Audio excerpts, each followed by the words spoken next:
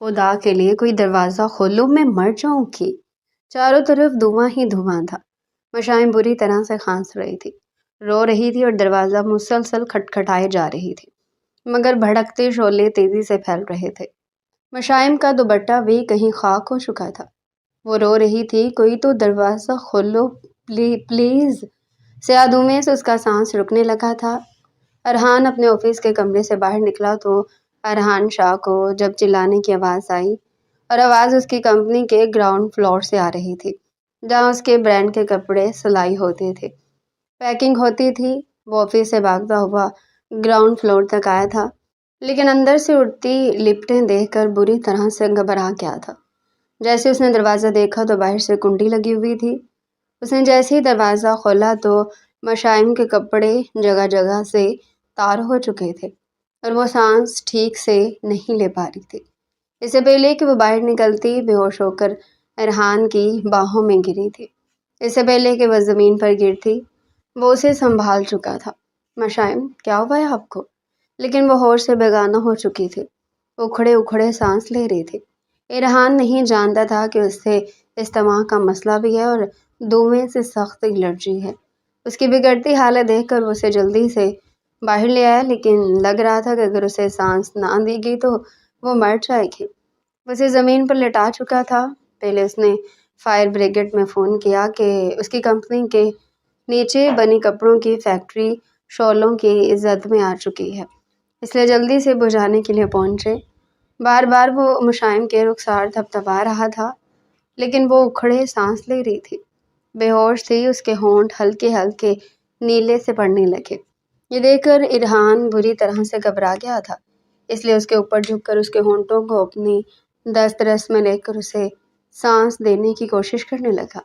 کچھ ہی دیر میں مشائم ٹھیک سے سانس لے پا رہی تھی، کھانس رہی تھی، لیکن ابھی بھی بے ہوش تھی۔ ارحان اس سے پیچھے ہٹ چکا تھا، لیکن پہلی بار یوں کسی لڑکی کے لبوں کا لمس محسوس کیا تھا۔ مشائم کے ہونٹوں پر لگی لپسٹک ارحان کے ہونٹوں کی زینت بن چکی تھی۔ پسینے سے وہ خود بھی شرابور ہوا تھا۔ پھر اس نے مشائم کی طرف دیکھا تو جگہ جگہ سے اس کے کپڑے پھٹ چکے تھے، اس کی سفید دودھیا رنگت پر سرخ نشان تھے۔ جلدی سے اس نے اپنا کوٹ اتار کر اس پر ڈالا تھا، کیونکہ کپڑے سینے کی جانب سے بھی جگہ جگہ سے خراب ہو چکے تھے۔ اس کا برا اندر سے صاف جھلک رہا تھا، جسے دیکھ کر ارحان شاہ کو شرم محسوس ہوئی تھی۔ اس کی زینت صاف دکھائی دے رہی تھی۔ وہ نظریں چرا گیا، جیب سے ٹیشو نکال کر اپنے ہونٹ صاف کیے اور مشائم کو اپنی گود میں اٹھا کر ہاسپٹل لے گیا، لیکن اسے ہوش نہیں آ رہا تھا۔ نہ مشائم کا موبائل اس کے پاس تھا، شاید وہ نیچے فیکٹری میں گر چکا تھا۔ اس نے فون کیا اور اپنے مینیجر وغیرہ سے کہا کہ یوں کمپنی کے نیچے بنی فیکٹری میں تباہی لگ گئی ہے۔ وہ لوگ کمپنی پہنچ چکے تھے۔ کافی کپڑوں کا نقصان ہو چکا تھا۔ ارحان کا کافی مالی نقصان بھی ہو چکا تھا، لیکن فی الحال اسے اس کی فکر تھی، جسے ابھی تک ہوش نہیں آ رہا تھا۔ رات کا 1 بج گیا تھا۔ اس نے مینیجر سے کہا کہ کسی بھی طریقے سے مشائم کے گھر کا نمبر مجھے ڈھونڈ کر دو، لیکن وہ کہنے لگا کہ مشائم میڈم نے صرف اپنا نمبر ہی آفس کے ریکارڈ میں لکھوایا تھا۔ اس نے ایڈوانس مانگا تو مینیجر نے ایڈریس دے دیا۔ تقریباً رات کے 3 بجے مشائم کو ہوش آیا تھا۔ ابھی بھی وہ یہی کہہ رہی تھی کہ کوئی دروازہ کھولو، میں مر جاؤں گی۔ خدا کے لیے کوئی دروازہ کھولو۔ دروازہ کس نے بند کیا ہے؟ ارحان اسی کے کمرے میں تھا۔ یہ شکر تھا کہ اس کا وجود زیادہ نہیں زخمی تھا۔ نرس اس کے زخموں پر دوا لگا چکی تھی، اسے انجیکشن بھی لگا چکی تھی تاکہ انفیکشن نہ ہو جائے۔ مشائم کی آواز سن کے ارحان اس کے پاس آ گیا، کہنے لگا، مس مشائم، آر یو آل رائٹ؟ دھیرے دھیرے مشائم نے اپنی آنکھیں کھولی تھی، اپنا سر پکڑنے لگی۔ پھر اس نے سامنے کھڑے ارحان کو دیکھا، پھر ہاسپٹل کے اس پرائیویٹ روم کو دیکھا۔ ڈرپ ابھی بھی اس کے ہاتھ میں لگی ہوئی تھی۔ وہ فوراً سے اٹھ کے بیٹھ گئی، کہنے لگی، میں کہاں ہوں؟ مجھے تو جلدی گھر جانا تھا۔ فی الحال وہ یکسر بھول چکی تھی کہ کس حادثے سے گزر کر آئی ہے۔ ارحان کہنے لگا، ٹیک ایزی، دیکھیں آپ بے ہوش ہو گئی تھی۔ میں نہیں جانتا تھا کہ نیچے گراؤنڈ فلور میں فیکٹری کا دروازہ باہر سے کس نے بند کیا تھا، اور آپ اندر تھی، کیسے آگ لگی؟ میں تو صرف آپ کی چلانے کی آواز اوپر سنی۔ ارحان کے منہ سے یہ سن کر جیسے مشائم کو سب کچھ یاد آ گیا تھا۔ وہ کہنے لگی کہ آپ نے کہا تھا کہ آرڈر تیار ہو چکا ہے، ایک بار میں چیک کر لوں کہ کسی بھی شرٹ میں کوئی کمی تو نہیں رہ گئی، پیکنگ ٹھیک سے ہوئی ہے کہ نہیں۔ میں وہی سب دیکھ رہی تھی، سارے ورکرز جا چکے تھے، میں نہیں جانتی تھی کہ باہر سے کنڈی کس نے لگائی۔ اسی وقت مجھے ایک دھماکے کی آواز آئی، جنریٹر جو کہ گیس سلنڈر سے چل رہا تھا یا وہ پھٹا تھا، اور جو فالتو کپڑوں کی بوریاں پچھلی جانب رکھی گئی تھی انہیں لپٹیں چھو چکی تھی، اور وہیں سے یہ سرخ شعلے بڑھتے بڑھتے آگے کی جانب آ گئے۔ میں جلدی سے اوپر آنے لگی تاکہ آپ کو بتا سکوں، لیکن کسی نے دروازہ بند کر دیا تھا۔ میں شور مچاتی رہی، کوئی دوسرا دروازہ تک نہیں آیا تھا۔ میرا فون اوپر میرے کیبن میں رکھا ہوا تھا، میں نے بہت شور مچایا لیکن کوئی میری مدد کو نہیں آیا۔ مجھے سمجھ نہیں آ رہا تھا کہ میں اپنا بچاؤ کیسے کروں۔ ساتھ ساتھ وہ رو رہی تھی، ساتھ ساتھ بتا رہی تھی، کہنے لگی مجھے استما کا پرابلم بھی تھا، دھویں سے میرا سانس رکنے لگا، بس مجھے اتنا یاد ہے کہ آپ نے دروازہ کھولا تھا، پھر کچھ یاد نہیں۔ ارحان شاہ نے گہری سانس لی تھی کہ شکر ہے اسے یاد نہیں، اگر اسے یاد آ جاتا کہ اسے سانس لینے کے لیے ریحان شاہ اس کے نازک لبوں کو چھو چکا ہے تو اس وقت وہ یوں کھل کر اسے بات نہ کر رہی ہوتی۔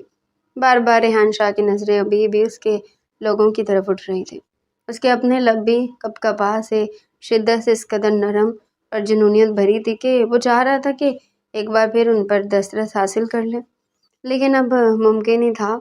یکدم یہ کہتے کہتے مشائم کی نظر سامنے لگی، گاڑی پر پڑے تو ہوش اٹھ کے رہ گئے۔ رات کے 3 بج رہے تھے، کہنے لگی رات کے 3 بج رہے، اور اوہو میرے گھر والوں تو کچھ بھی پتہ نہیں ہوگا۔ ارحان کہنے لگا کہ ایزی، میں آپ کو آپ کے گھر چھوڑ دیتا ہوں، دیکھیں آپ نے اپنے نمبر کے علاوہ اپنے گھر کے کسی بھی فرد کا نمبر ریکارڈ میں نہیں لکھا ہوا تھا کہ میں انہیں انفارم کر دیتا، ایڈریس میں لے چکا تھا، یہی سوچ رہا تھا کہ جیسے ہی آپ کو ہوش آئے گا آپ کو آپ کے گھر بحفاظت پہنچا دوں گا۔ لیکن وہ پھوٹ پھوٹ کر رونے لگی، کہنے لگی آپ پہنچ جائیں گے، آپ مجھے سر میں آپ سے کب سے کہہ رہی تھی کہ مجھے آج جلدی چھٹی چاہیے، میرا نکاح تھا اور اب رات کے 3 بج رہے ہیں، پتہ نہیں میرے ماں باپ کا کیا حال ہوا ہوگا، وہاں پر لوگوں نے میرے بارے میں پتہ نہیں کیا سوچ لیا ہوگا۔ یہ سن کر ارحان کے ہوش اڑے تھے، کہنے لگا مجھے نہیں پتا آپ نے مجھ سے یہ بات کب کی تھی۔ وہ کہنے لگے آپ فون پر کسی سے بات کر رہے تھے، آپ نے ٹھیک سے میری بات سنی ہی نہیں اور کہا کہ جا کر اپنا کام کرو، آپ کی وجہ سے میں تو کہیں منہ دکھانے کے قابل نہیں رہی۔ وہ کہنے لگا نہیں کچھ نہیں ہوتا، میں آپ کے ساتھ چلتا ہوں، میں آپ کے گھر والوں کو اور آپ کے سسرال والوں کو سب کو بتا دوں گا کہ کیا حادثہ پیش آیا تھا۔ مشائم کی ٹرپ ختم ہو چکی تھی، ارحان اسے اپنے ساتھ لیے نیچے گاڑی تک لے کر آیا، ابھی بھی اس نے ارحان کا ہی کوٹ پہنا ہوا تھا۔ آنسو بہاتے ہوئے وہ اپنے گھر پہنچی تھی، لیکن اندر سے رونے کی آوازیں آ رہی تھی۔ وہ جلدی سے گاڑی کا دروازہ کھول کر اندر بھاگ گئی تھی، دروازہ بھی کھلا ہوا تھا۔ اندر دیکھا تو پورا صحن نکاح کی سجاوٹ سے سجا ہوا تھا، لیکن کرسیاں کچھ گری پڑی تھی، کچھ ادھر ادھر تھی، اس کا باپ یک ٹک زمین کی طرف دیکھے جا رہا تھا، کرسی پر بے جان وجود کی طرح بیٹھا تھا۔ اس کی ماں اور چھوٹی بہن روئے جا رہی تھی۔ جیسے ہی مشائم کو دیکھا تو اس کے والد کہنے لگے کہاں گئی تھی تم جانتی ہو کہ بنا نکاح کی تمہاری بارات واپس چلے گی، لوگوں نے ہمیں اتنی باتیں سنائی ہیں۔ وہ کہنے لگی بابا میری فیکٹری میں آگ لگ گئی تھی، میں اندر بند ہو چکی تھی۔ وہ کہنے لگی تو کیا بتا نہیں سکتی تھی کس کا کوٹ پہن رکھا ہے، کہاں سے آ رہی ہو؟ تبھی ارحان اندر داخل ہوا، اسے دیکھ کر فرقان صاحب کے ماتھے پر بل پڑے تھے، کہنے لگے کون ہو تم؟ مشائم کہنے لگی یہ میرے باس ہیں، میں تو بے ہوش ہو گئی تھی، انہوں نے میری جان بچائی تھی۔ بابا میں سچ کہہ رہی ہوں۔ بیٹی کی حالت دیکھ کر بھی لگ رہا تھا کہ وہ جھوٹ نہیں بول رہے، گلے پر ابھی بھی جلے ہوئے کا نشان تھا جہاں دوا لگی ہوئی تھی، ہاتھ پر چھوٹی سی پٹی بندھی ہوئی تھی، لگ رہا تھا کہ ہاسپٹل سے ہی آئی ہے۔ ارحان کہنے لگا انکل میں نہیں جانتا تھا کہ نیچے فیکٹری میں اور کسی نے باہر سے دروازہ بند کر دیا تھا، میں اوپر اپنے آفس میں ہی تھا، باقی کا سارا سٹاف جا چکا تھا، میں نے اس کے چلانے کی آواز سنی اور جب میں فیکٹری میں پہنچا یہ بے ہوش تھی، اس لیے اسے ہاسپٹل لے گیا۔ آپ کی بیٹی بالکل باعزت اور حفاظت سے ہے، آپ خدا کے لیے اس کے سسرال والوں کو یقین دلا دیجیے گا۔ فرقان صاحب کہنے لگے آپ کا بہت شکریہ، لیکن میں نے اسے کہا تھا کہ جلدی چھٹی لے کر آ جانا۔ اس سے پہلے کہ مشائم کچھ بتاتی، ارحان کہنے لگا اس نے مجھ سے کہا تھا لیکن میں نے اسے فیکٹری بھیج دیا، لیکن میں نہیں جانتا تھا یہ سب کچھ ہو جائے گا۔ قصور میرا ہے، آپ کہیں گے تو میں اس کے ہونے والے شوہر سے بات کر لیتا ہوں، انہیں یقین دلا دیتا ہوں۔ فرقان صاحب کہنے لگے نہیں، اس کی ضرورت نہیں ہے، جتنی بدنامی ہماری ہو چکی نا اتنی ہی کافی ہے۔ وہ لوگ تو اب آئیں گے ہی نہیں، نہ انہیں سچائی پر یقین آئے گا۔ میری بیٹی پر بدکرداری کی تہمت لگا کر جا چکے ہیں لوگ، کہاں سچ کو سننا اور جاننا پسند کرتے ہیں، انہیں تو بس بدنام کرنے کی عادت ہے۔ بہرحال آپ جا سکتے ہیں۔ پھر مشائم کو دیکھنے لگے، وہ روئے جا رہی تھی۔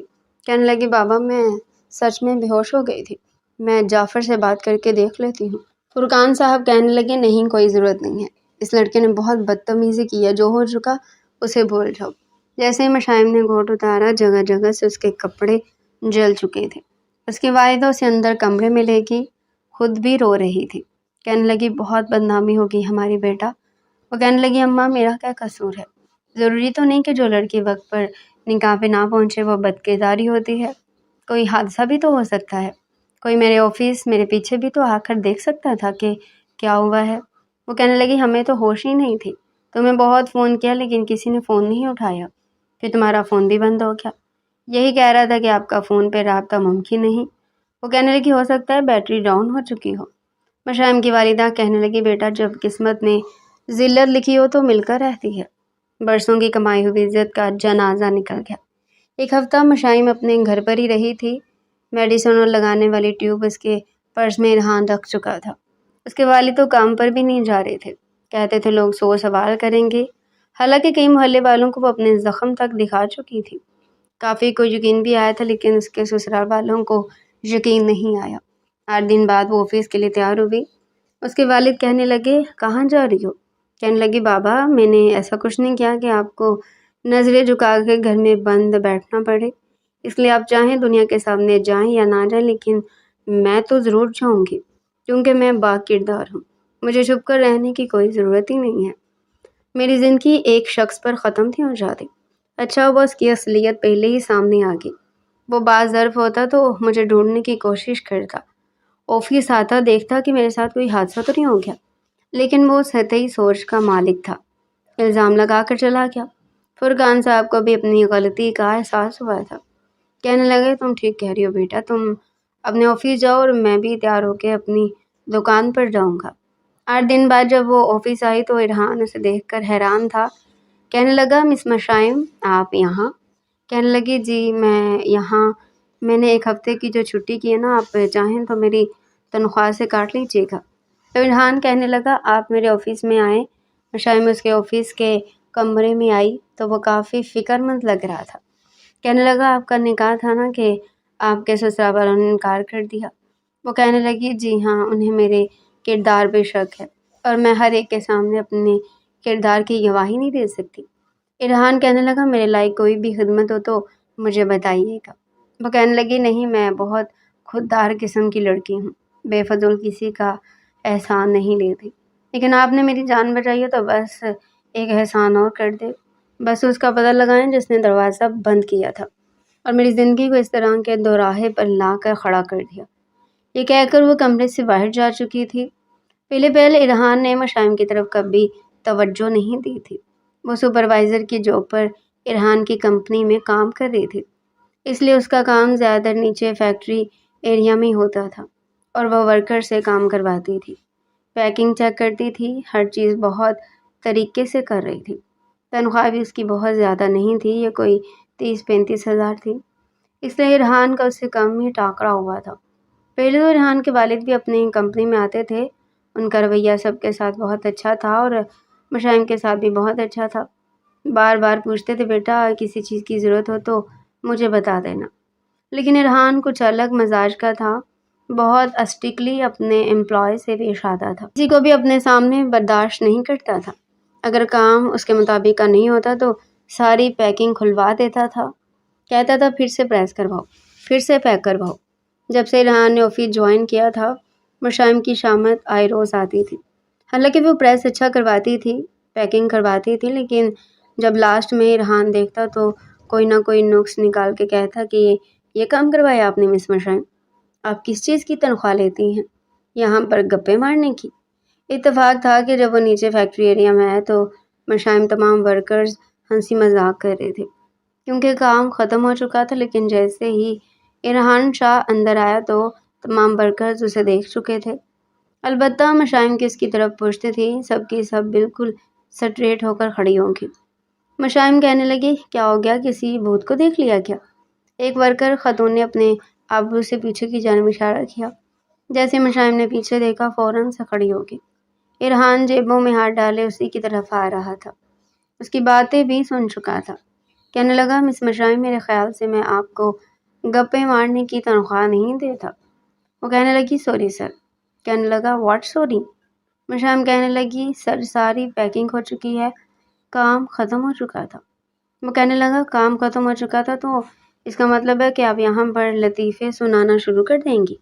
دکھائیے مجھے، کیسی پیکنگ کروائی ہے آپ نے؟ مشائم نے اس کے سامنے شرٹ کی پیکنگ دکھائی۔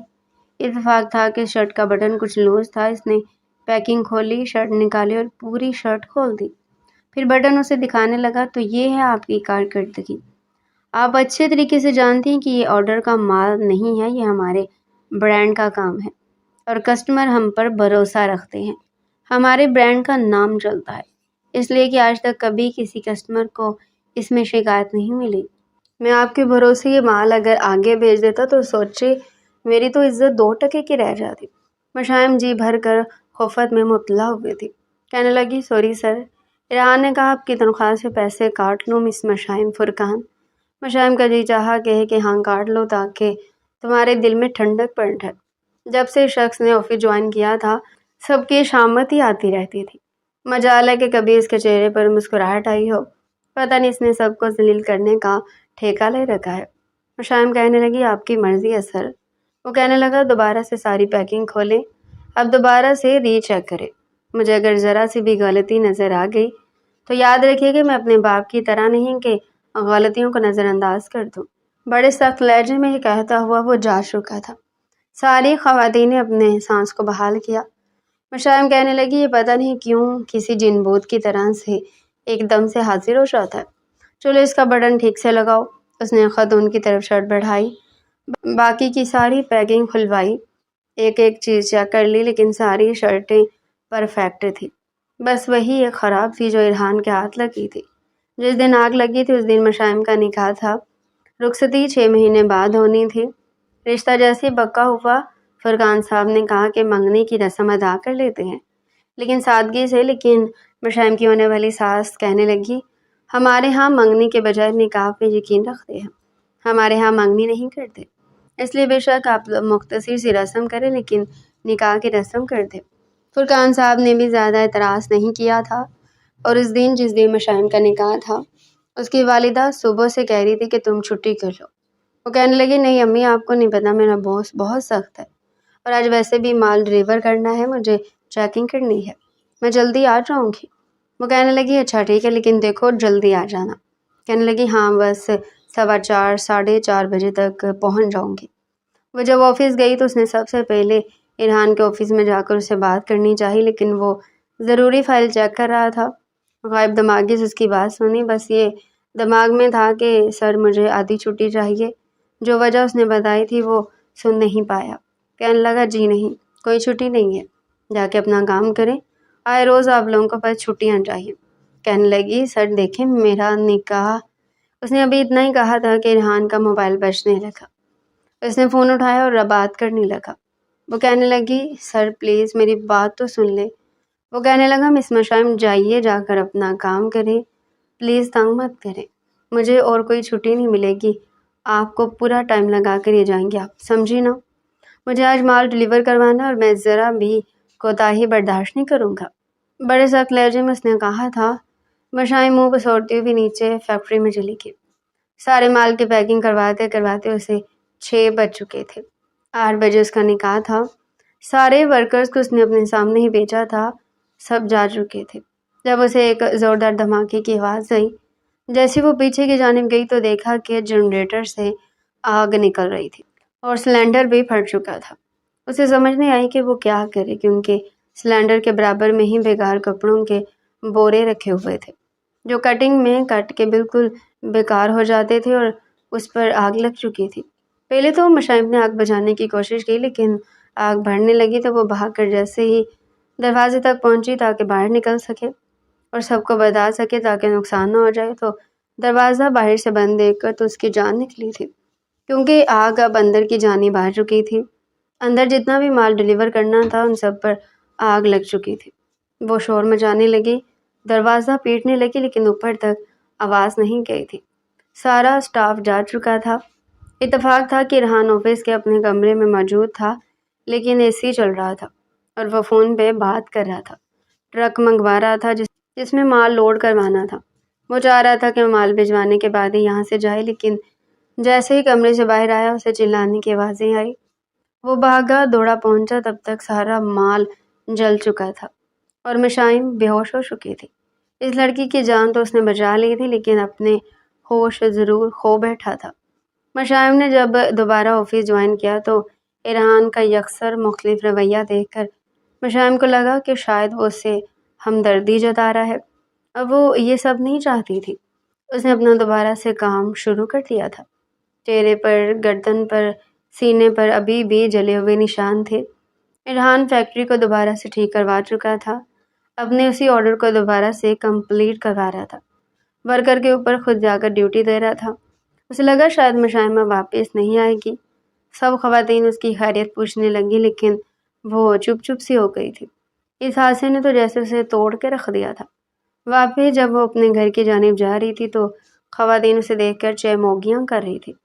پتہ نہیں نکاح کے دن کس کے ساتھ بھاگ گئی تھی، اور دیکھو تو کیسی بغیرت ماں باپ ہیں، بیٹی کو رکھ بھی لیا، جھوٹے بہانے لگا کر، اور ہم لوگوں کو بتا کر سمجھتے ہیں کہ جیسے ہم آنکھیں بند کیے ہوئے ہیں۔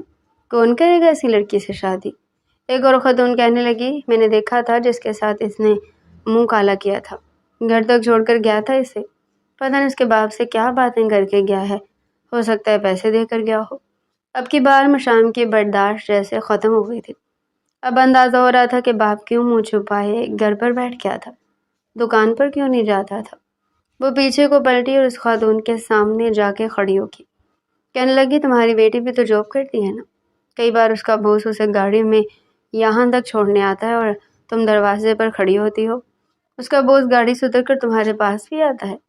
ذرا مجھے بھی تو بتاؤ کہ تمہاری بیٹی کے ساتھ وقت گزارنے کے کتنے پیسے دے کر جاتا ہے۔ وہ کہنے کی دیر تھی کہ وہ عورت کہنے لگی، خبردار جو میری بچی پر الٹا سیدھا الزام لگائے تو۔ وہ کہنے لگی، کیوں، تمہاری بیٹی کو بور چھوڑنے آئے تو وہ پاک دامن، مجھے میرے بور چھوڑنے آئے تو میں ناپاک ہوگی۔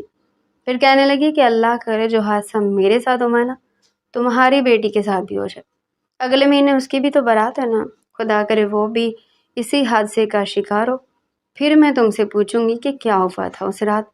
یہ کہہ کر مشائم رکی نہیں، تیز قدم بڑھاتے ہوئے اپنے گھر چلی گئی۔ جیسا منہ توڑ جواب 4 عورتوں میں وہ دے کر آئی تھی، دوبارہ کسی کی ہمت نہیں ہوئی کہ اس کے اوپر انگلی بھی اٹھا سکے، لیکن گھر میں داخل ہوتے ہی سیدھا اپنے کمرے میں گئی تھی، پھٹ پھٹ کر رونے لگی۔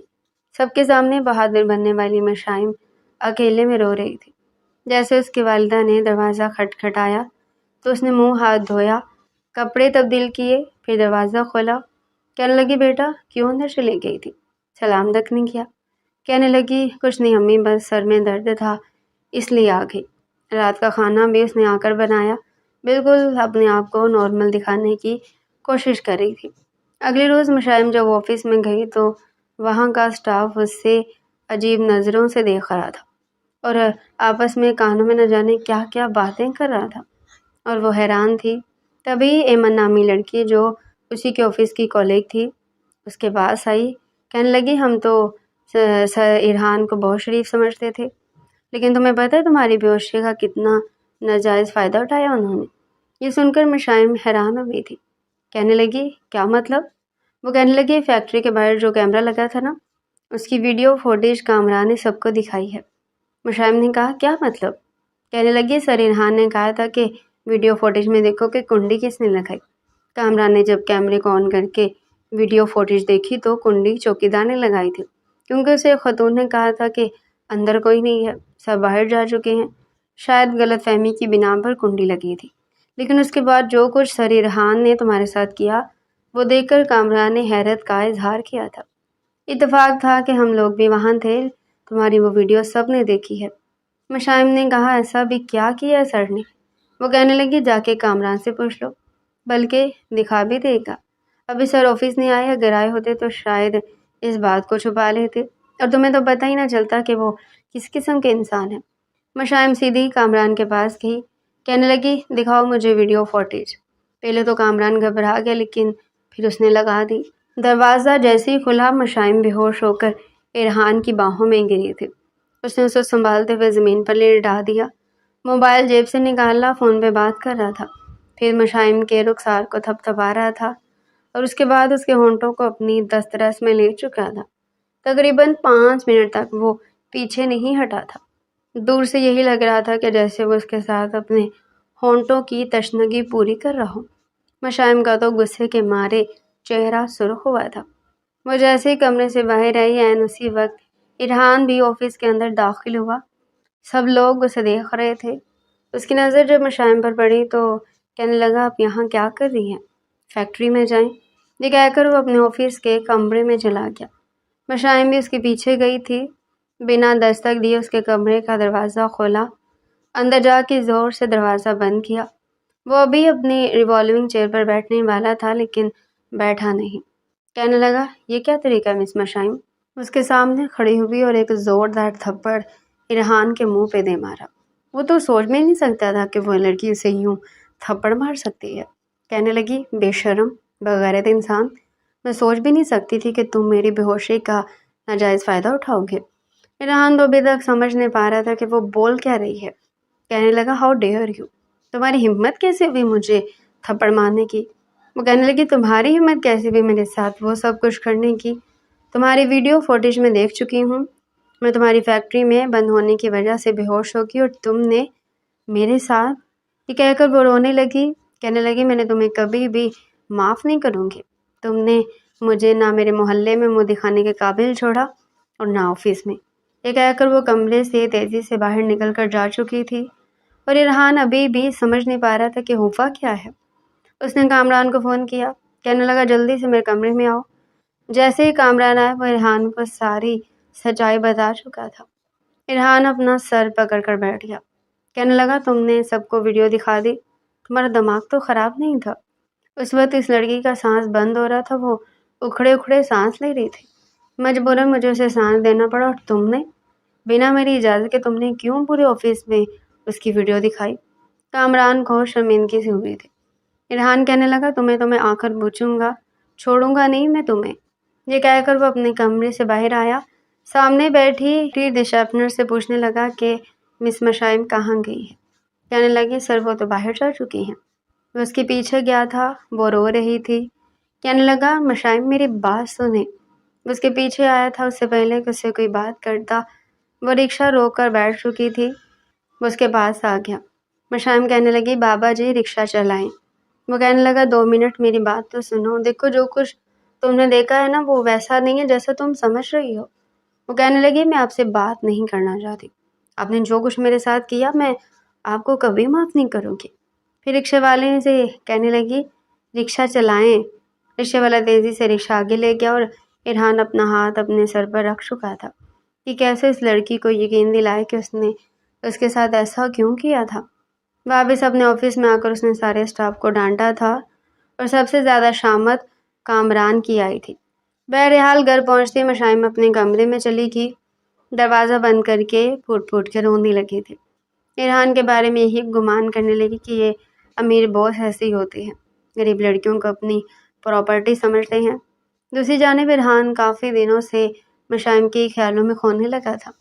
آنکھیں بند کرتا تو اس کا چہرہ آنکھوں میں سمانے لگتا۔ پہلی بار کسی لڑکی کے ہونٹوں کا لمس محسوس کیا تھا۔ آنکھیں بند کرتا تو وہی منظر آنکھوں میں سمانے لگتا۔ دل کسی اور ہی لے پر دھڑکنے لگا تھا۔ وہ لڑکی پورے آفس میں اس کی وجہ سے بدنام ہوئی تھی۔ وہ کچھ بھی وضاحتیں اور صفائیاں دے دیتا لیکن سوچنے والے اس کے بارے میں غلط ہی سوچتے۔ وہ ویڈیو کو ڈیلیٹ کروا چکا تھا لیکن پھر بھی یہ ڈر تھا کہ کسی نے اپنے موبائل میں ویڈیو نہ بنا لی ہو، کوئی اس کی ویڈیو وائرل ہی نہ کر دے۔ وہ بے حد پریشان تھا۔ حالانکہ اسٹاف کو بہت برے طریقے سے ڈانٹ چکا تھا، کہہ چکا تھا کہ اگر ایسی کوئی بھی حرکت کسی نے کی تو وہ چھوڑے گا نہیں، لیکن پھر بھی اسے لگ رہا تھا کہ جو کچھ مشائم کے ساتھ ہوا ہے انجانے میں سی، لیکن وہ اس کا قصوروار ہے۔ اگر وہ اس دن اس کی بات سن لیتا، اسے چھٹی دے دیتا تو اس کا نکاح ہو جاتا۔ نکاح بھی ٹوٹ گیا اور جو کچھ آفس میں ہوا تھا وہ یقیناً اب اس کے آفس میں کام کرنے نہیں آتے۔ گھر جاتے اس نے اپنی والدہ سے یہ کہا کہ اسے ایک لڑکی پسند ہے اور وہ اس لڑکی سے شادی کرنا چاہتا ہے۔ اس کی والدہ کہنے لگی، ہاں تم بتاؤ کون ہے وہ لڑکی، میں تو تم سے پوچھ کے تھک چکی ہوں۔ اس نے کہا مشائم۔ اس کی والدہ کہنے لگی، یہ کون ہے؟ تمہاری یونیورسٹی فیلو ہے؟ کہنے لگا، نہیں میرے آفس کی سپروائزر ہے۔ عافیہ بیگم کے ماتھے پر بل پڑے۔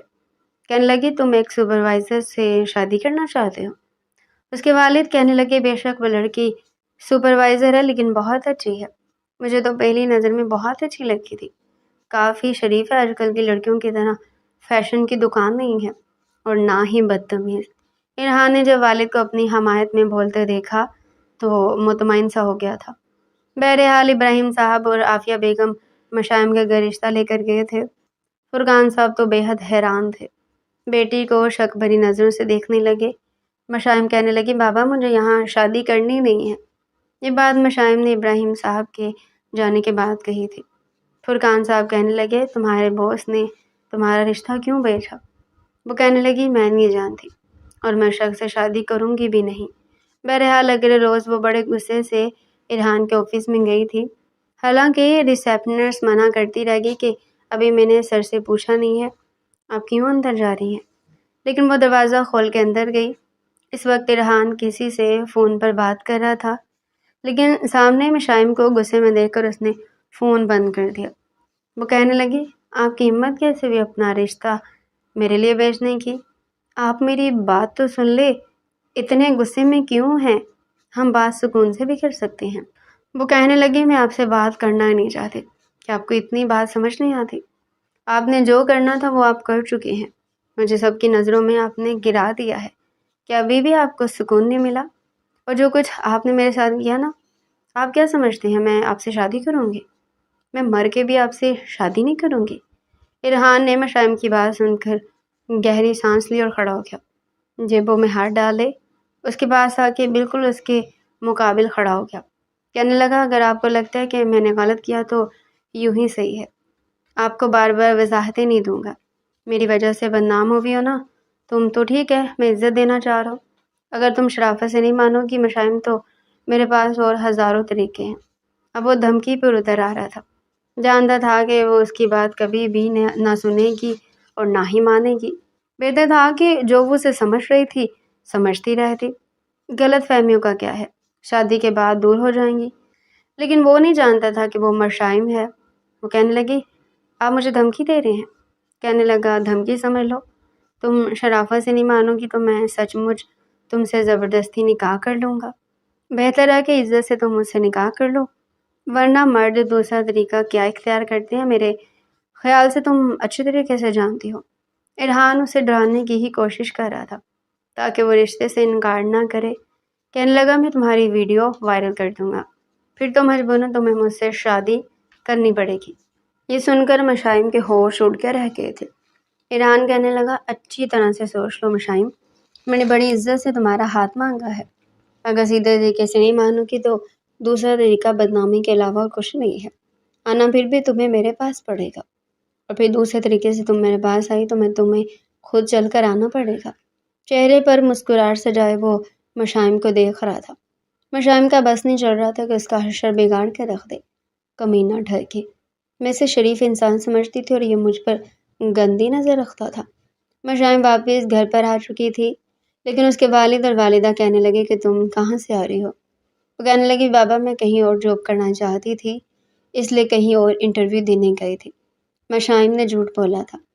فرقان صاحب کہنے لگے، دیکھو بیٹا، جو ہونا تھا وہ ہو گیا، محلے میں تمہاری بدنامی کافی ہو چکی ہے، اگر وہ لڑکا تمہیں عزت سے اپنانا چاہتا ہے تو مجھے نہیں لگتا کہ اس میں کوئی حرج ہے۔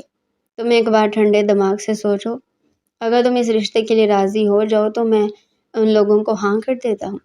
اپنے باپ کے منہ سے یہ سن کر مشائم تو ایک پل کو سنسی ہو رہ چکی تھی۔ اس کے ساتھ ارحان کے رشتے کی بات کر رہے تھے، اور وہ جو کچھ ارحان کے ساتھ کر کے آئی تھی، اب تو ارحان بھی اسے منہ لگانا پسند نہ کرتا۔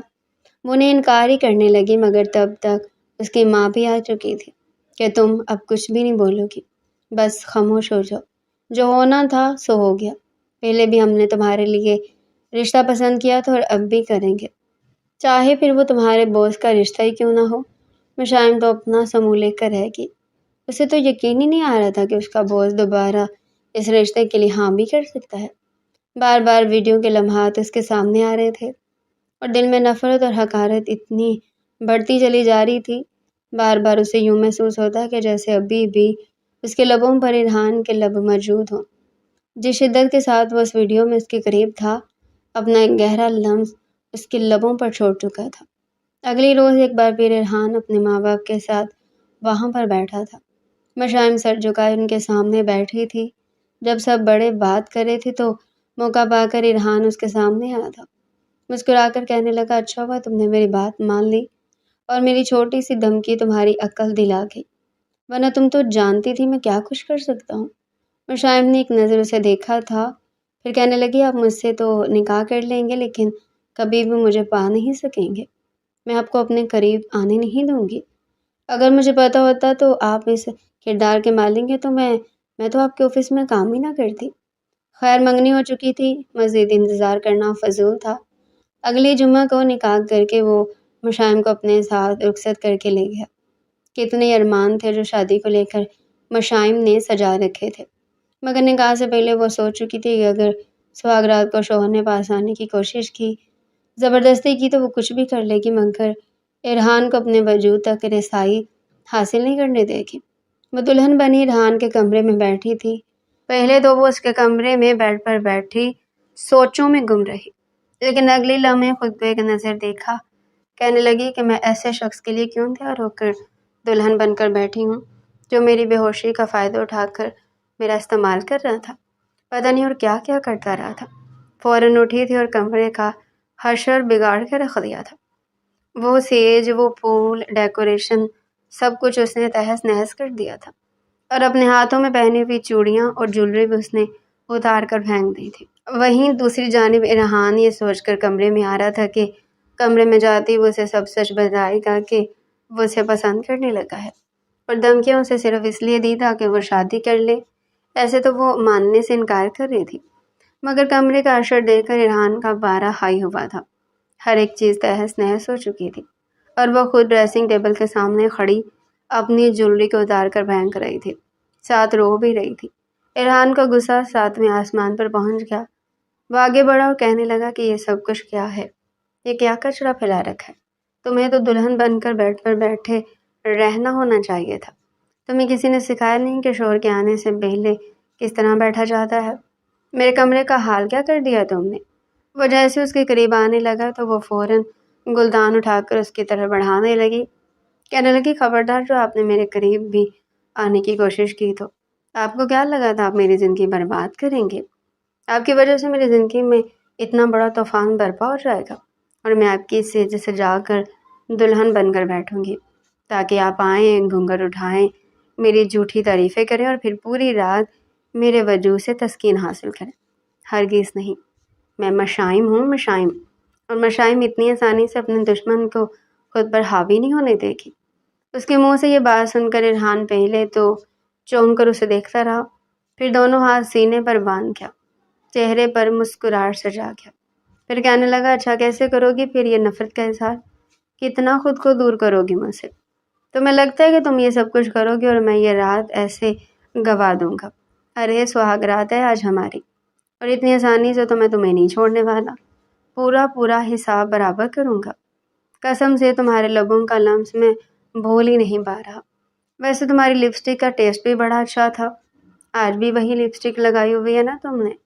وہ آگے بڑھا تھا، مشائم کے تو ہاتھ کام چکے تھے، قریب تھا کہ وہ گلدان اٹھا کر اس کی طرف پھینک بھی دیتی، جب وہ آگے بڑھ کر اس کے ہاتھ پکڑ گیا، دونوں ہاتھوں کو اس کی کمر پر پن اپ کرنے کے بعد اس کے قریب آ گیا۔ دونوں کے چہرے ایک دوسرے کے بالکل سامنے تھے۔ ارحان مسکرا کر اسے دیکھ کر کہنے لگا، جس طرح ایک میان میں دو تلواریں نہیں رہ سکتی، ٹھیک ہے، ویسے اس گھر میں صرف میرا ہی راج چلتا ہے۔ میرے سامنے کسی کی جرت نہیں کہ اپنی آواز اونچی کرے۔ پتہ نہیں کیا سوچ کر میں تمہیں بخش رہا ہوں۔ آئندہ میرے سامنے بدتمیزی مت کرنا، ورنہ اچھا نہیں ہوگا۔ یہ کہہ کر وہ ایک بار پھر اس کے حسین لبوں کو اپنے لبوں میں قید کر چکا تھا۔ مشائم خود کو چھڑواتی رہ گئی، مگر اس مضبوط حصار سے نکلنا اس کے لیے آسان نہیں تھا۔ مکمل طور پر جب تک ریحان کا جی نہیں بھرا اس نے اس کے لبوں کو چھوڑا نہیں تھا، اور پھر چھوڑ کر اپنے لبوں پر موجود نمی کو ہاتھ سے صاف کر کے کہنے لگا، اتنا کافی ہے یا اور بھی کچھ کرو؟ مشائم اس سے دور ہٹی تھی، وہ بھول ہی چکی تھی کہ اس نے کہنا کیا ہے۔ کہنے لگا کہ شاباش، جلدی سے یہ سارا کچرا صاف کرو جو تم نے پھیلایا ہوا ہے، اور اس کے بعد یہاں بیٹھو میرے پاس، اب بیوی ہو تم میری۔ مشائم پہلے تو ہڑبڑا کر کھڑی رہی، ایک ڈر اور خوف بھی اس کے دل میں بیٹھ چکا تھا۔ چپ چاپ پورے کمرے کا حلیہ وہ 5 منٹ میں پہلے جیسا کر چکی تھی، اور صوفے پر جا کر بیٹھ گئی۔ ریحان اٹھ کر آیا تھا اور اسے بازو سے پکڑ کر بیڈ پر لے کر آیا تھا۔ پھر کہنے لگا، دیکھو یہ شادی میں نے صرف اور صرف تمہارے لیے کی ہے۔ میں جانتا ہوں تمہاری بہت بدنامی ہو گئی تھی اور کہیں نہ کہیں اس میں قصوروار میں ہی تھا۔ اگر میں تمہیں چھٹی دے دیتا تو ایسا نہ ہوتا۔ اگر میں تم سے شادی نہ کرتا تو جانتے ہو تمہارے ماں باپ کس قدر ڈپریشن کا شکار ہو جاتے۔ تمہیں تو خوش ہونا چاہیے، اتنے بڑے گھر میں آ گئی ہو، پرسکون زندگی گزارو گی، مگر تمہارا یہ بلا وجہ کا ایٹیٹیوڈ مجھے سمجھ میں نہیں آ رہا۔ تمہاری جان بچانے کے لیے تمہیں سانس ہی دے رہا تھا، اس میں غلط کیا کیا ہے میں نے؟ وہ اپنے مخصوص انداز میں اسے سمجھا رہا تھا، مگر مشائم کو تو یہی لگ رہا تھا جیسے یہ اس پر جتا رہا ہے کہ وہ اس پر اتنا بڑا احسان کر چکا ہے۔ مشائم بیڈ سے اٹھ چکی تھی، کہنے لگی کہ ہاں، آپ کو یہ احسان کرنے کی کوئی ضرورت نہیں تھی، مجھے احسان لینے کا شوق نہیں ہے۔ جانتی ہوں مجبوری کے طور پر آپ نے مجھ پر ترس کھا کر مجھ سے شادی کی ہے، مگر میں کبھی بھی آپ کو وہ سب کچھ کرنے نہیں دوں گی جو آپ کرنا چاہتے ہیں۔ اسے یہ کہہ کر وہ صوفے پر کشن رکھ کر لیٹ چکی تھی، اور ریحان کو بھی اس کے اس انداز پر غصہ ہی آ چکا تھا۔ وہ بیڈ پر ہی سو چکا تھا۔ اگلے روز صبح وہ اٹھی تو ابراہیم صاحب کا رویہ تو بہت اچھا تھا، مگر مشائم کی ساس اسے تھوڑے اکھڑے انداز میں بول رہی تھی۔ وہ چپ چاپ ناشتہ کرنے کے بعد بغیر کسی کے ساتھ بات کیے کمرے میں جانے لگی تو ریحان کی ماں کہنے لگی، اس لڑکی میں ایٹیٹیوڈ کس بات کا ہے؟ کل تک تو جھونپڑی نما گھر میں رہ رہی تھی، آج اتنے بڑے گھر میں آ گئی ہے تو اب یہ ہمیں ایٹیٹیوڈ دکھائے گی۔ مشائم نے جب یہ الفاظ سنے تو وہیں پر پلٹ کر انہیں دیکھنے لگی، پھر کہنے لگی کہ میرے ماں باپ نے مجھے شہزادیوں کی طرح بڑا کیا ہے، آج تک انہوں نے مجھے کسی کے آگے جھکنا نہیں سکھایا۔ رہی بات اب میری تو اب میں بقول آپ کے نوابزادے بیٹے کی اکلوتی بیوی ہوں۔ جس طرح کے روکھے انداز میں مجھے ایٹیٹیوڈ دکھا کر بات کریں گے، ویسے ہی میں نے بھی آپ کو جواب دے دیا۔ ریحان نے اس لڑکی کو یوں اپنی ماں سے بولتا دیکھا تو اسے برا تو لگا تھا، مگر مشائم تب تک دروازہ بند کر کے کمرے میں جا چکی تھی۔ ماں تو تڑپ ہی چکی تھی، کہنے لگی کہ دیکھا، اسی لیے کہہ رہی تھی اپنے خاندان کی لڑکی لاؤ، اس معمولی سی سپروائزر کو تم یہاں پر میرے مقابلے میں لا چکے ہو، اور ابھی تو اسے 24 گھنٹے نہیں ہوئے اس گھر کی بہو بنے ہوئے اور مجھے جواب دے کر رہ چکی ہے۔ نہ جانے مزید آگے چل کر کیا کیا دیکھنا پڑے گا۔ ریحان خاموش ہو چکا تھا، اور شام ولیمے کا فنکشن تھا، سب کچھ اچھے سے ہو گیا۔ فیکٹری کے باقی کے ورکرز بھی ولیمے میں شامل ہوئے تھے۔ سب نے ایک دوسرے کے منہ سے منہ جوڑ کر کہا کہ واہ بھائی، اس لڑکی کی قسمت دیکھو۔ اس کا مطلب سچ مچ صرف کس نہیں ہوا تھا، بلکہ اور بھی بہت کچھ ہوا تھا۔ تبھی تو سر نے فٹافٹ شادی بھی کر لی کہ کہیں کچھ اور ہی نہ ہو جائے۔ اسی طرح کی باتوں میں ولیمہ بھی اختتام پذیر ہو چکا تھا۔ کمرے میں آ کر ایک بار پھر وہ چینج کر کے سونے لگی، مگر آج جس قدر وہ خوبصورت لگ رہی تھی، ریحان کو اس سے دور رہنا اب ناقابل قبول تھا۔ وہ اس کے قریب آیا اور کہنے لگا، یہ کیا طریقہ ہے؟ اور پھر تم نے صوفے پر سونے کا پلان بنایا ہوا ہے؟ بیوی ہو تم میری، میرے ساتھ بیڈ پر سو گی، مجھے اپنا حق چاہیے اور آج رات ہی چاہیے، میں مزید اب برداشت نہیں کر سکتا۔ مشائم نے اپنے چہرے سے بازو اٹھا کر اسے دیکھا اور کہنے لگی کہ اچھا، اگر اتنا ہی حق وصول کرنے کا شوق ہے نا تو اپنی ماں سے کہیے اپنی ہائی کلاس فیملی میں وہ کسی ہائی کلاس لڑکی سے آپ کی شادی کروا دیں جو ہر رات آپ کا جی لبھا سکے۔ مجھ سے تو یہ امید مت رکھیے گا کہ میں آپ کے یہ چونچلے پورے کروں گی۔ وہ بار بار مسلسل بدتمیزی کر رہی تھی۔ ارحان اس کا جس قدر لحاظ کر رہا تھا وہ اتنا ہی اس کے سر چڑھ رہی تھی۔ اب ارحان سے بھی برداشت کرنا مشکل ہو رہا تھا۔ وہ اس پر دہاڑا تھا کہ بس کر دو مشائم، تمیز نام کی چیز نہیں ہے کیا؟ جانتا تم ایک ٹریجڈی سے گزری ہو، مگر اس کا یہ مطلب تو نہیں کہ تمہیں بات کرنے کی تمیز ہی بھول جائے۔ مشائم بھی ایک پل کو اپنے رویے پر سوچنے پر مجبور ہو چکے تھے، مگر ارحان اسے تب تک اٹھا کر بیڈ پر لٹا چکا تھا۔ اپنی شرٹ کے بٹن کھول کر اس نے ایک طرف پھینکی تھی۔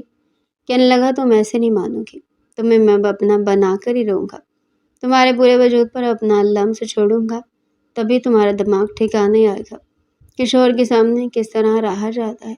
وہ خود کو اس سے چھڑوانے لگی، مگر ارحان اسے اپنی باہوں میں سما چکا تھا اور پھر دھیرے دھیرے اس کے وجود پر اپنی شدتیں لٹانے لگا۔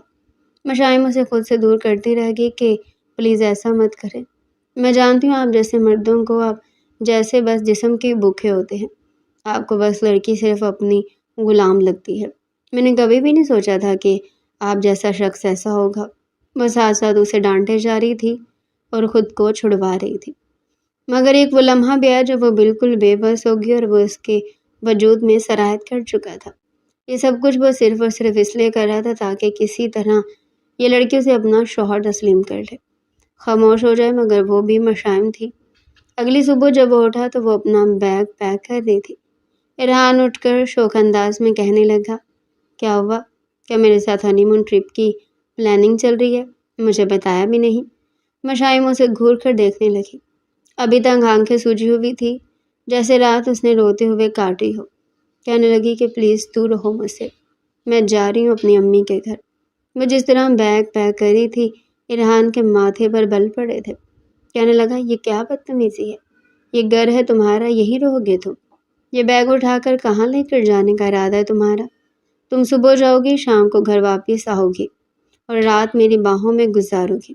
مگر وہ پورا بیگ اٹھا کر ڈرائیور کے ساتھ نکل آئی تھی کہ میں تب تک واپس نہیں آؤں گی جب تک میرا دل نہیں چاہے گا۔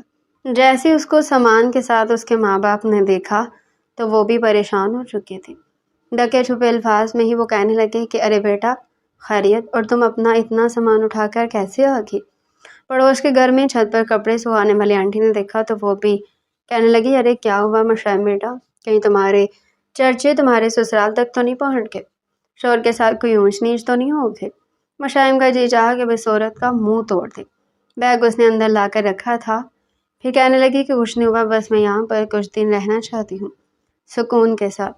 ماں بہن کہہ رہی شادی کو ایک ہفتہ بھی نہیں ہوا اور سکون لینے کے لیے تم یہاں چلی آئی، کیا سسرال میں کوئی بات ہوئی ہے؟ ارحان کو تو تمہیں ساتھ لانا چاہیے تھا۔ اپنے ماں باپ کو بھی ایسی باتیں کرتے دیکھ کر وہ پھوٹ پھوٹ کر رونے لگی۔ کہنے لگی کہ اچھا یہ گھر اب کیا میرا نہیں رہا؟ کیا میں یہاں پر نہیں آ سکتی؟ سچ ہی کہتے ہیں کہ عورت کا کوئی گھر نہیں ہوتا، شادی ہو جائے تو نہ سسرال اس کا اپنا رہتا ہے اور نہ ہی مائکا، ہر طرح سے وہ مہمان ہی رہ جاتی ہے۔ اس کی ماں تو اسے فوراً گلے سے لگا چکی تھی، دوبارہ کسی نے اسے بات نہیں کی تھی۔ وہیں ارحان بھی بہت غصہ ہو کر بیٹھا تھا۔ غصہ تو اسے بھی آ چکا تھا کہ بالکل بھی اس لڑکی کو لینے نہیں آؤں گا۔ ایک تو میں نے اس سے شادی کی، اس کے ساتھ محبت سے رہ رہا ہوں اور اس کو تو نخرے نہیں ختم نہیں ہو رہے، مجھ سے بھی زیادہ ایٹیٹیوڈ تو یہ مجھے دکھا رہی ہے۔ مگر ایسے موقع پر ابراہیم صاحب بھی تھے جنہوں نے اسے سمجھایا تھا کہ بیٹا اس لڑکی کے ساتھ جو کچھ ہوا ہے وہ تمہیں بھی ایک طرح سے اپنا دشمن سمجھ رہی ہے، اور تم بجائے اس کا اعتبار جیتنے کے مزید اسے اکسا رہے ہو کہ وہ کچھ غلط کر دے۔ یہ بھی تو دیکھو کہ وہ جس کلاس سے تعلق رکھتی ہے وہاں پر ایسی لڑکیوں کو کس قدر ذہنی اذیتیں دے کر ٹارچر کیا جاتا ہے۔ بہتر یہ کہ تم جاؤ، پیار کے ساتھ اس کے ساتھ رہو اور اس کا اعتماد جیتو، اسے حقیقت بتاؤ۔ اسی شام وہ دوبارہ اپنے سسرال پہنچا تھا۔ 3 دن سے وہ اپنے مائکے میں ہی رہ رہی تھی اور نہ جانے کیوں سے یہ فکر بھی ستائے جا رہی تھی کہ اگر ارحان اسے لینے ہی نہ آیا تو وہ یہاں پر آ تو چکی، مگر خدا نہ خواستہ ارحان نے طلاق کے پیپر اسے بھجوا دی اور دوبارہ اسے منہ تک نہ لگائے تو پھر کیا ہوگا؟ وہ تو معمولی سے عام گھر کی لڑکی تھی، صرف ایک سپروائزر تھی۔ فیکٹری میں تو اچھی خاصی لڑکیاں اپنے باس کے پیچھے تھی اور خاندان میں الگ حسینائیں اس پر مر مٹنے کو تیار تھی۔ وہ سر پکڑ کر ہی بیٹھی تھی جب اسے باہر گاڑی کا ہارن سنائی دیا، پھر دروازے پر دستک ہوئی تو وہ خود ہی دروازہ کھولنے گئی تھی۔ اپنے سامنے ارحان کو دیکھ کر چہرے پر آئی خوشی کو وہ چھپا نہ سکی، پھر بھی سنجیدگی سے کہنے لگی کہ آ گئے آپ؟ اور وہ کہنے لگا کہ ہاں خیر سے آ ہی گیا ہوں۔ اب اندر نہیں بلاؤ گی کیا مجھے؟ وہ سامنے سے اٹھ کر راستہ دینے لگی۔ داماد کو دیکھ کر تو دونوں میاں بیوی کی جان میں جان آئی تھی۔ 100 طرح کے لازمات تو انہوں نے اپنے داماد کے سامنے رکھ دیے تھے اپنی حیثیت کے مطابق۔ ارحان ان سب کے بیچ بیٹھا یوں گھل مل چکا تھا جیسے یہیں پر پلا بڑا ہو۔ پھر کہنے لگا کہ اب انکل جی اجازت دیجیے، جاؤ مشائم اپنا سامان لے کر آؤ۔ وہ بھی چپ چاپ بغیر کچھ کہے اپنا سامان اٹھا کر آ چکی تھی۔ اپنے ماں باپ سے مل کر ہی وہ گاڑی میں آ کر بیٹھ گئی۔ ارحان چپ چاپ گاڑی چلا چکا تھا اور وہ بار بار چپ چاپ اس کے چہرے کی طرف دیکھ رہی تھی۔ پھر کہنے لگی کہ آپ مجھے لینے کیوں آئی ہیں؟ ارحان کہنے لگا کہ بابا نے کہا تھا جا کر تمہیں لے آؤں۔ وہ کہنے لگی اچھا اس کا مطلب آپ کی مرضی نہیں تھی مجھے لانے کی؟ ارحان نے ایک نظر اسے دیکھ کر کہنے لگا کہ جیسی تمہاری حرکتیں ہیں نا، کون شوہر تم جیسی بیوی کو اپنے پاس رکھنا چاہے گا؟ بہرحال یہ تو میری مجبوری ہے جو میں تمہیں واپس لے کر جا رہا ہوں۔ ایک بار پھر مجبوری لفظ سن کر مشائم بے یقینی سے اسے دیکھنے لگی۔ کہنے لگی کیا مطلب ہے آپ کا؟ آپ مجھے مجبوری کے تحت لے کر جا رہے ہیں؟ نہیں جانا مجھے آپ کے ساتھ، روکیں یہ گاڑی، میں کہیں بھی چلی جاؤں گی مگر آپ کے ساتھ نہیں رہوں گی۔ وہ تو پھوٹ پھوٹ کر رونے لگی تھی، جب ساتھ ہی اس کا سانس بھی بگڑنے لگا۔ ارحان نے فوراً گاڑی روکی تھی، اس کا بازو تھام کو اسے کھینچ کر اپنی قریب کر گیا۔ کہنے لگا یہ جو حرکتیں ہیں نا تمہاری، ایک دم سے اور اوور تھنکنگ شروع کر دیتی ہو۔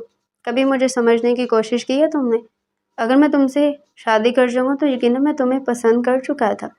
یہاں میں ہر لڑکی کو لپ کس نہیں کر رہا ہوتا، نہ ہی اسے اپنی باہوں میں بھرا ہوتا ہوں۔ تو محبت ہی میرے دل و دماغ پر نقش ہو چکی تھی، تبھی تمہیں اپنایا ہے۔ مشائم یہ سن کر خاموش ہو چکی تھی، مگر اب اس کا سانس پکڑ چکا تھا۔ اپنے بے حد قریب ارحان کو دیکھ کر وہ گہرے گہرے سانس لے رہی تھی۔ کہنے لگی ارحان میرا دم گھٹ رہا ہے، مجھے ایک بار پھر پینک اٹیک آ رہا ہے۔ ارحان اس کی آنکھوں میں دیکھ کر کہنے لگا اس روز بھی تمہیں یہی ہوا تھا، تمہیں ٹھیک سے سانس نہیں آ رہا تھا اور پھر مجھے جو طریقہ بہتر لگا میں نے وہی کیا۔ ایک بار پھر وہ اس کے لبوں کو اپنے لبوں میں قید کر چکا تھا اور اسے سانس دینے لگا تھا۔ چند لمحوں بعد اسے جدا ہوا تو مشائم کی طبیعت کچھ سنبھل ہی چکی تھی۔ فوراً پانی کی بوتل سے اس نے پانی منہ کو لگایا تھا۔ چند بوندیں گردن سے ہوتے ہوئے جہاں تک سفر طے کر کے گئی تھی، ارحان بغور دیکھتا رہا۔ وہ چپ چاپ گاڑی چلا چکا تھا اور مشائم نے گہری سانس خارج کر کے رہ گئی۔ گھر گئی تو کافی چپ چپ تھی، شرمندہ تھی۔ جب کھانے وغیرہ سے فارغ ہو کر ارحان کمرے میں آیا تب وہ اسے معافی مانگنے لگی کہ مجھے معاف کر دیں، پتہ نہیں کیوں میں آپ کو ہر اس بات کا ذمہ دار ٹھہرانے لگی، حالانکہ اس میں تو آپ کی کوئی غلطی بھی نہیں تھی، آپ نے تو الٹا میری جان بچائی تھی۔ مگر شاید یہ معاشرہ ہم جیسی سوسائٹی میں رہتے ہیں نا، وہ لوگ ہمیں اس قدر گندہ کر دیتے ہیں، اس قدر ذلیل کر دیتے ہیں کہ مجھ جیسی ایک مڈل کلاس لڑکی اور اس کے خاندان والوں کے لیے یہ سوچ رہ جاتی ہے کہ اگر کوئی ایسا حادثہ پیش آ جائے تو گھر کی عزت خراب ہو جائے، جل کر کوئلہ بن جائے گی، مگر کبھی اس حالت میں کسی غیر لڑکے کے ساتھ گھر کی دہلیز پر نہ آئے۔ اب ہر کوئی آپ جیسا اچھا تو نہیں ہوتا جو اپنا لے۔ ارحان اس کے ٹوٹے پھوٹے لفظوں کو سن کر اسے اپنے سینے میں سمو چکا تھا۔ کہنے لگا چپ ہو جاؤ، تمہاری قسمت میرے ساتھ لکھی تھی تو مجھے مل گئی، اور مزید تم کچھ نہیں بولو گی۔